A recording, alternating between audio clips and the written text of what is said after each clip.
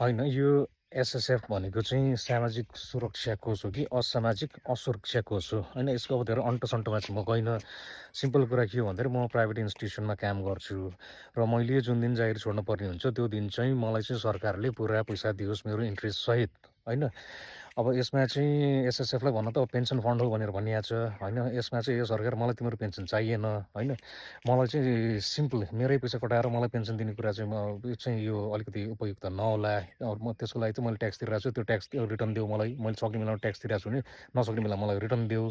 अब सिम्पल कुरा के हो भन्दाखेरि मलाई मात्र होइन कि यो धेरै मान्छेले चित्त नबुझेको कुरा चाहिँ के हो भन्दाखेरि यो 60 वर्षको क्लज चाहिँ किन यार 60 वर्षसम्म किन अड्काइदिएको सरकार मेरो पैसा होइन। मलाई अहिले बिहे गर्नु छ, तिमी मलाई 60 वर्षपछि बिहे गर भनेर हुन्छ यार। त्यो त मिल्दै कुरै नमिल्ने कुरा नगर न यार। यो चाहिँ भएन होइन। पुरानो सरकारले जे गर्यो गर्यो। अब अहिलेको नयाँ सरकारले चाहिँ कमसेकम यार कि यसलाई खारिज गर कि पुरा यो एमेन्ड गर यार, यो परिमार्जन गर यार यसलाई।